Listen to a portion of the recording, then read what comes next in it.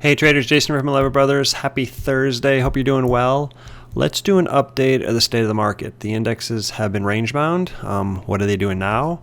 The internals rolled over a little while ago and turned bearish. So are they still bearish? What are they doing? Let's check them out. Let's go through some index charts and then we'll go through some of the breadth indicators. All right, so here is the S&P 500. It is the picture of neutrality. Okay, up, down, nothing is lasting. You can draw trend lines up here. You can draw a trend line down here. Prices maybe being compressed by converging trend lines. But for the most part, you have, most of the data points are contained within a box that goes back, 6 months or longer. There was a potential, let me delete this.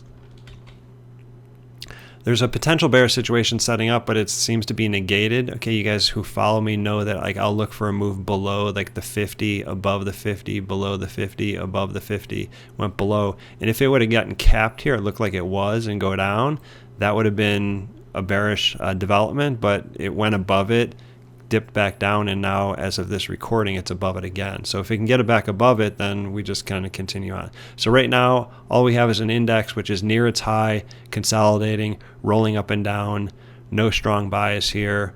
I don't think you can put your foot down and argue that the market is definitely going to do one thing or another. The other indexes look pretty much the same. So here's the Russell 2000. Again, I could just draw a box within reason. That's not what I want. That's not what I want either. All right, whatever. There we go. All right, so within reason, I can draw a box that contains the most of the price action for this entire year. Okay, other than January, which went straight up. The last, 7 months have been sideways. 8 months, whatever it is. Okay, 50 is flat, middle. 200 is flat in the middle. Maybe you can talk about how price is down here below its 50, but it was down here too, and it was down here too. So as long as we stay within this box, I think you just have to be neutral and be open-minded towards pretty much anything happening. Okay, on any given day we can gap up and run, we can gap down and run. Okay, if it falls down here, it completely changes everything. But for now, I think you just have to say, hey, consolidation all year. That's all that's happening. No strong bias should be your MO right now. Mid caps, same exact thing. Okay, most of the price action contained within a range. No reason to have a strong bias here. Nasdaq, same thing. A little bit more of an upward slant, but still, you got a trend line up here, trend line here. You got some lows over here. To me, this is neutral. Market goes up, the market goes down. Nothing is really lasting a long time. We're definitely not trending up, over the last 4 or 5 months. We're not trending down. Rallies get sold, dips get bought. Just not wise to, put your foot down and argue that the market is definitely going to do something. All right, let's look at some internals. One more chart here. This is the S&P. This is the S&P 500 hourly chart. So I'll point out that the way it acts around the 50 is pretty important to me. So over here we got moved from below, above, below, above, below, above, came right here, found support, and then it took off. Okay, so you can see how it went below here, got rejected, pretty much rejected, and now we're getting back to below, above, below, above. So we're starting to settle into one of those ranges. So if you want to look for the upside, I'm looking for this thing to come down, test the 50, and then go up. But if it goes down here and then gets trapped by the 50 and then goes down, that's going to tell us near term where the next move is going to be. Right now, with the constant moves above and below, it's just neutral. Okay, don't have a strong opinion here. Now let's get to some internals. All right, so, and I'm going to flip through these fairly quickly. All right, so on the bottom here we have the NYSE AD line. Obviously, it's nicely trending up. This is a good sign. It's a bullish sign. It's a healthy sign. Okay, and as long as this remains the place, the market is going to do fine. Okay, it could dip, that's fine, but the market will do just fine overall as long as the AD line continues to gently trend up. You can see back in September here, where even when the market was pressing higher, the AD line put in a lower high, dropped below its 50, and then got trapped there, and that matched up the movement of the market. So unless this thing comes like this and then comes back up and gets rejected and goes like this, I'm going to operate under the belief that the market at the worst case scenario is just going to stay in range, and the best case scenario is going to actually move up. Okay, but if, as I drew here, if it goes down and fails to reclaim the 50 and then legs down again, then all bets are off. Like, we're probably going to go down, and who knows how far we'll go down.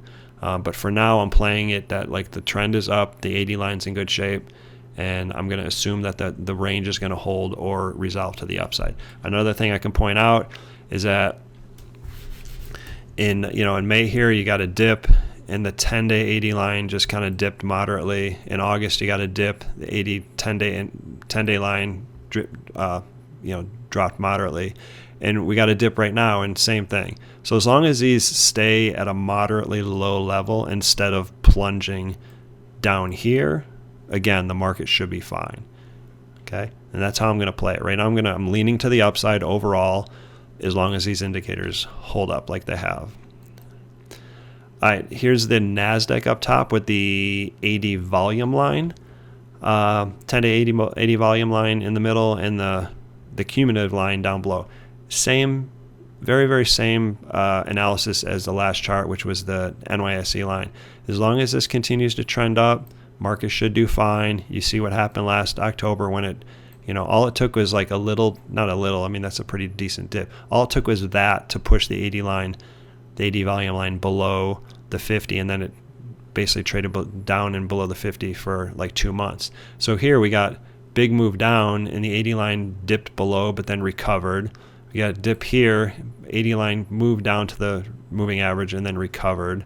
So now we got another little dip. So as long as this dip is minor and it kind of moves sideways and recovers, we'll be fine. If this thing comes like here and then comes up and gets rejected, then all bets are off. And then also similar to last chart, the 10-day moderate level. So again, as long as this holds the bottom of the range, the market should be fine. If it goes down here, then all bets are off. Here is the S&P 500 up top. We have the new highs in the middle. Okay, they've been trending down for a month, and you look at this, a little trend up and down here. So they've been trending down for a good portion of the last almost 3 months. It is a little bit of a concern, but as long as they can hold the bottom of the range here, the market should do fine. The market doesn't tend to fall apart until you get really low prints, like underneath 20 here.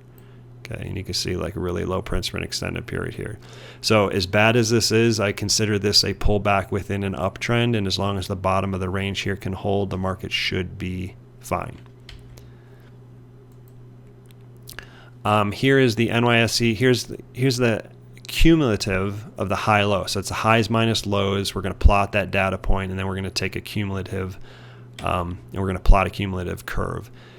In this case, we did it with the 50-day moving average. So as you can see here, market runs into trouble when the 50 gets taken out. And you can see last October, even though the market was up here at the highs, the high-low actually started to roll over beforehand.